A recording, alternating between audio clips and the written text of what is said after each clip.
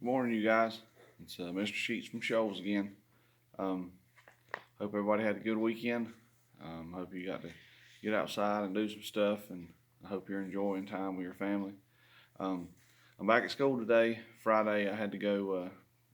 All of you know, my youngest son Nathan, he goes to Western Carolina, and we had to go Friday and pick up all his stuff from school, and he's doing like you guys are starting today. He's doing all his work online, so he's at home. I enjoy having him at home, but I would like for things to be a little more normal with him at school, and because I know he enjoys being around his friends, just like you guys like being around your friends here at school. So, but pretty soon everything will be back to normal, and we'll make it through it because we're tough people, right? That's right. All right, today I want to finish reading Flat Stanley, the Stanley Flat Again book. I'll start off with chapter 5. If you missed out on the last one, you can naturally go back and catch up where we're at. We're going to start on chapter 5. So, chapter 5 of Stanley Flat Again. And like always, with permission from Scholastic, I get to read the Scholastic books to y'all free of charge. So thank you, Scholastic. Chapter 5. Why me? Stanley had looked sad all evening. Arthur thought at bedtime as they lay waiting for Mr. and Mrs. Lambchop to come say good night. He wondered how to cheer his brother up. It was raining hard, and he remembered suddenly the rainy evening that Stanley had snacked on raisins, and by morning had become invisible. A little known consequence Dr. Dan had explained of eating fruit during bad weather. Hear the rain, Stanley, he said. Better not eat any fruit. Ha ha ha, Stanley sounded cross.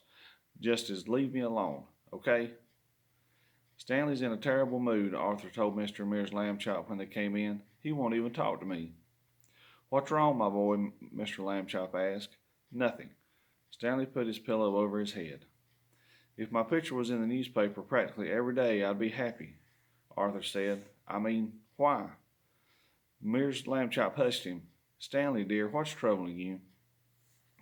Nothing, Stanley said from under the pillow and sat up. But why me? Why am I always getting flat or invisible or something? Why can't it just be someone else? I wouldn't mind, actually, Arthur said. Just for a while, Hush, Arthur. Mrs. Lambchop put out the overhead light, lit a corner lamp, and sat by Stanley on his bed. Mr. Lambchop sat with Arthur. The gentle patter of the rain against the windows, the glow of the little lamp, made the bedroom cozy indeed. I do see what you mean, Stanley, Mr. Lambchop said at last. Why do these things happen to you? Your mother and I don't know the answer either, but things often happen without there seeming to be a reason, and then something else happens, and suddenly the first thing seems to have had a purpose after all. Well put, George. Mrs. Lambchop squeezed Stanley's hand. What we do know, Stanley dear, is that we're very proud of you and love you very much. And we understand about the flatness and all the other unexpected happenings, how upsetting it must be. It sure is, said Stanley. How would you like never knowing when you might get flat? Or invisible. Maybe someday I'll wake up 10 feet tall, or 1 inch short, or with green hair, or a tail or something. I know, Mrs. Lambchop said softly, and Mr. Lambchop came and patted Stanley's shoulder.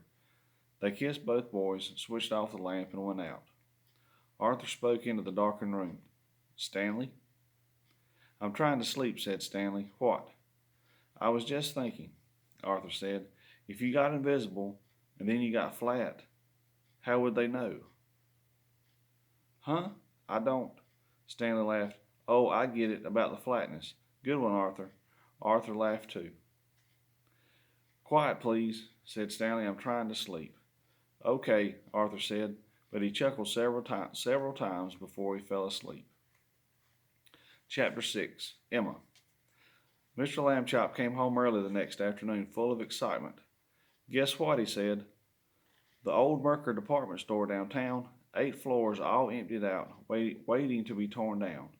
Well, last night, most of it fell down by itself. He switched on the TV. News time. Let's get the latest. More on the Merker building collapse, a newscaster was saying. It's just a mountain of rubble now, folks. 3 workmen have been treated for minor bruises, but no other injuries are reported.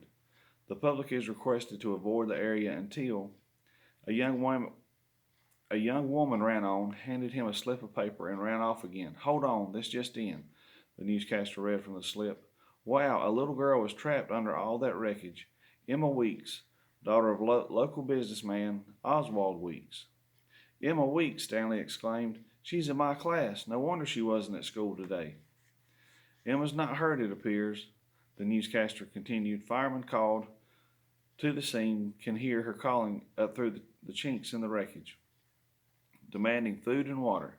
But Fire Chief Johnson has forbidden any rescue efforts. Any disturbance, any shifting of the wreckage, he says, might bring the rest of the building crashing down. Now here's Tom Miller. The TV screen showed a reporter with a microphone standing by the wrecked building. Emma Weeks, shouted the reporter, holding his microphone up to a crack. Do you hear me? Are you all right? Emma's voice was faint but clear. Oh, sure, I'm just great. I hope a building falls on me every day, you know. Come on, get me out of here. Mears Lambchop sighed. Such an unfortunate tone. She is under great strain, of course. Emma's always like that, Stanley said. Half an hour later, while Mears Lambchop was preparing supper, a siren sounded outside, then died away. Opening the front door, Mr. Lambchop saw a fire department car at the curb. On the doorstep stood Fire Chief Johnson and a very worried-looking man and woman. Mr. Lambchop, said Chief Johnson, I'll get right to the point, sir. I reckon you heard about little Emma Weeks trapped in the Merker wreck. Well, Mr. and Ms. Weeks are here, and me. We'd like a word with you folks. Of course, Mr. Lambchop led the visitors into the house and introduced them to his family. Oh, Ms. Weeks, Ms. Lambchop cried, your poor daughter. You must be dreadfully worried. We are indeed, said Mr. Weeks, but Chief Johnson thinks your Stanley might be able to save Emma. Who? Me? And who? Stanley? Said Stanley and Arthur. Chief Johnson explained. Problem is that if a policeman or one of my firemen tries to dig his way into Emma, the whole rest of the building would crash down on them. Too bad we don't have a flat fireman. I was thinking, flat fella could squeeze through all those narrow openings we know are there because we hear Emma when she calls.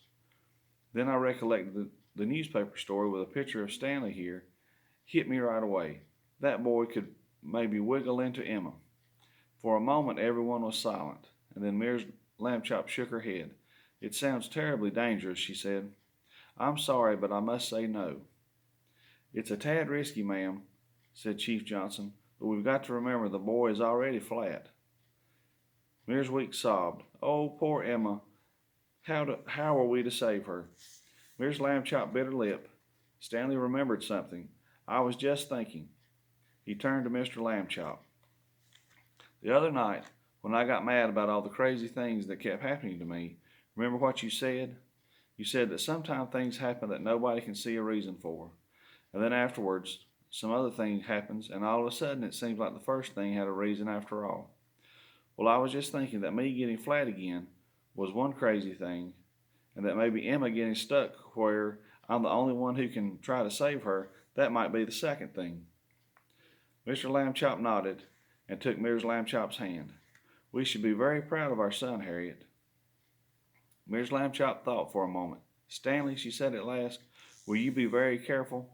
Careful not to let that enormous building fall on you? Okay, sure, Stanley said. Mears Lambchop turned to Mr. and Ms. Weeks. We will allow Stanley to help, she said.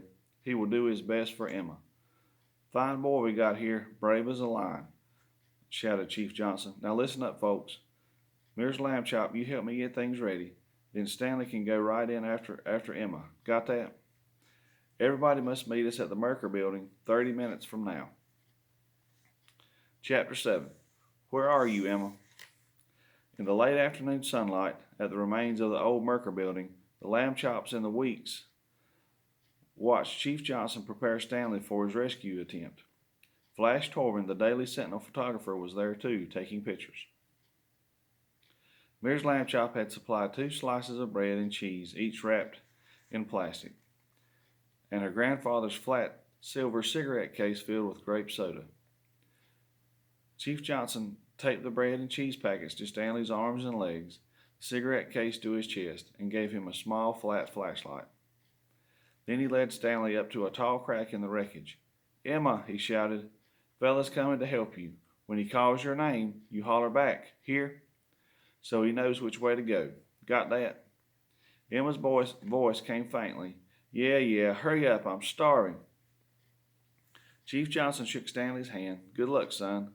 The evening sunlight glowed warmly on the red bricks that had fallen from the building as Stanley stepped close to the crack. Mrs. Lambchop waved to him, and Stanley waved back. How handsome he is, she thought. How brave, how tall, how flat. Stanley took two steps forward and disappeared sideways through the crack. A moment later they heard his shout, "Hey, it's really dark in here." "Hay is for horses, Stanley," Mrs. Lambchop called back. "Oh, never mind. Good luck, dear."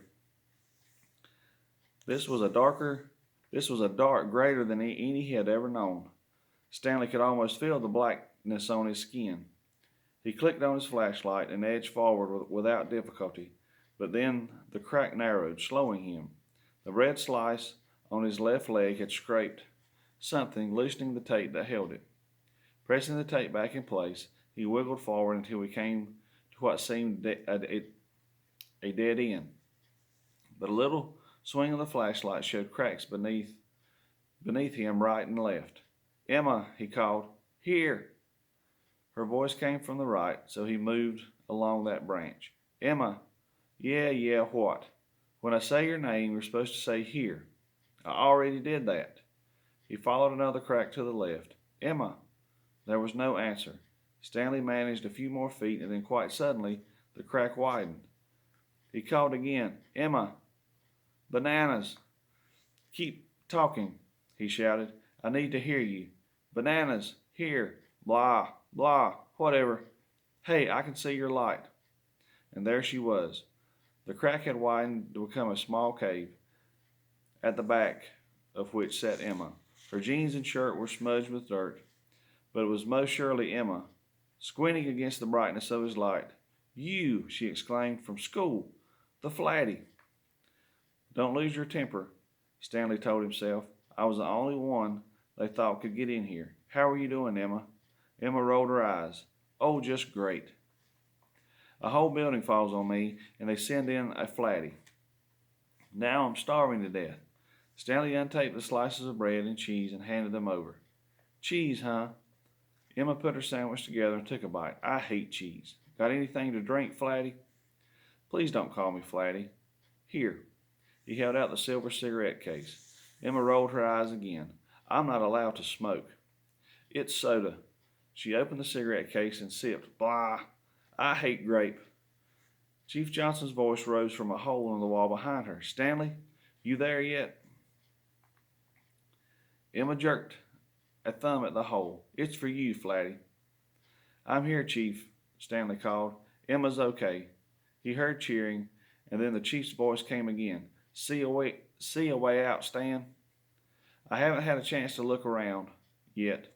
Emma's eating." We'll wait. Over and out, Stan." "You too," Stanley called. He waited until Emma had finished her sandwich. "Emma, how did you get into this mess? What made you come in here?" "I just came over to look," Emma said.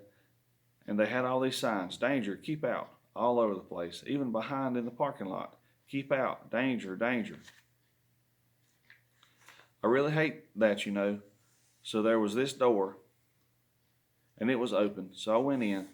She finished the grape soda. "Okay, let's go." "Not the way I came in," Stanley said.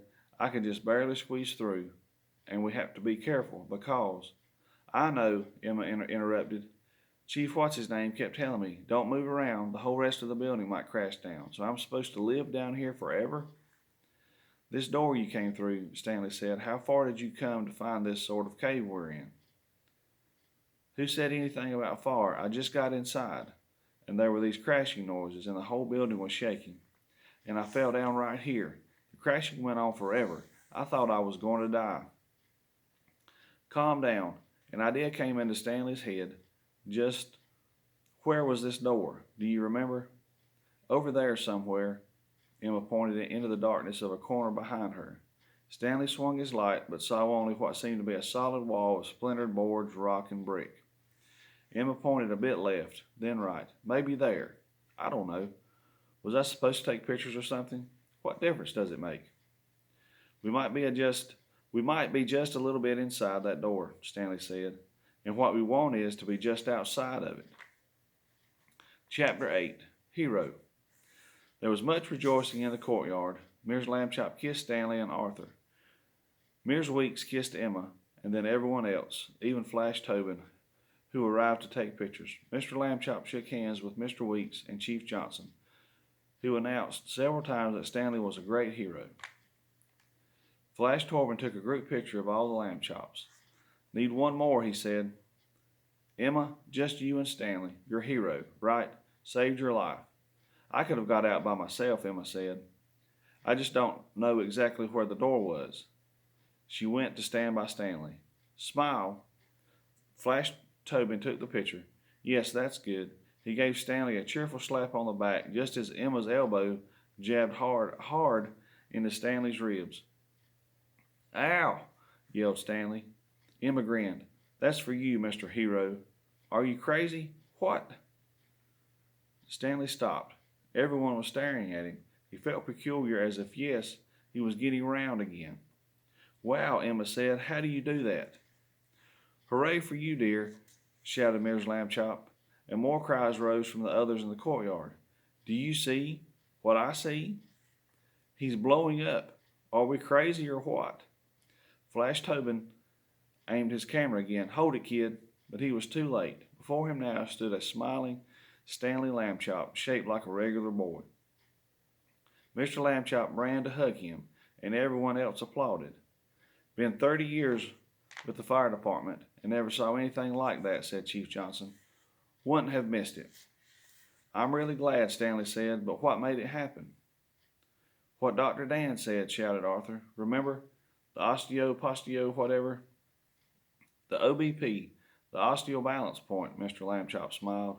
Yes, the slap on the back from Flash Tobin and the poke from Emma, that did it. A board fell from the tilting roof of the Merker building, landing in a corner of the courtyard. Let's go, folks, said Chief Johnson. We're not safe here. A moment later, back out in the street, there was more hugging and kissing and saying goodnight. Suddenly behind them, there was a great creaking and grinding sounds. Turning, they watched what was left of the Merker building come crashing down. Emma spoke first. Oh boy, she said softly. Wow. Mears Weeks caught her eye and gave a little nod toward Stanley. Emma looked puzzled. Huh? Oh yeah. She turned to Stanley. I guess maybe you saved my life. Whatever. She kissed his cheek. Thank you very much, Stanley Lambchop. It's okay, Stanley said, quite red in the face. You're welcome. Everyone went home. Chapter 9. Fame. At bedtime the next evening, the Lambchops read again the Daily Sentinel that they had enjoyed so much at breakfast that morning. The front page headline read, Rude Girl Saved, Flat Rescuer Regains Shape. There were also 2 Flash Tobin photographs, the Lambchop family picture and the one of Stanley and Emma taken just before she poked him in the ribs. Arthur was particularly pleased with the family picture. Finally, he said, not just Stanley. People could have been wondering if he had a brother, you know. Can I have this one? You may, said Mears Lambchop. I want the one of Stanley with Emma for my kitchen wall. I don't care about pictures, Stanley said. I just hope I never go back to being flat. Mears Lambchop patted his head. I told Dr. Dan of your recovery, dear. He thinks it most unlikely the flatness will occur again. Yay, said Stanley. Arthur cut the family picture out of the paper and used a red pencil to draw an arrow pointing up at him in the white space at the bottom. Under the arrow he wrote, Hero's brother. Then he taped the picture to the wall above his bed. Soon all the Lambchops were asleep. So that's Stanley, flat again. Hope you guys enjoyed it. I really look forward to doing these every day.